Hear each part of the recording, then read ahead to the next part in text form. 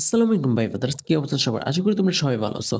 তো আজকে তোমাদের জন্য আমি নতুন একটি ভিডিও নিয়ে আসছি।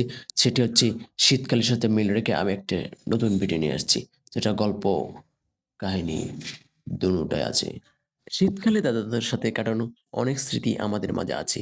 তো সেখান থেকে একটি গল্প আমি আজ আপনাদেরকে শোনাবো। তো চলুন শুরু করা যাক। আজকে আমি তোমাদের মাঝে বলবো রোহন নামে একটি ছেলের গল্প। সে তার দাদুর সাথে গ্রামে থাকতো। শীতকালে তারা একসাথে রান্না করত, খেলতো আর গল্প করত।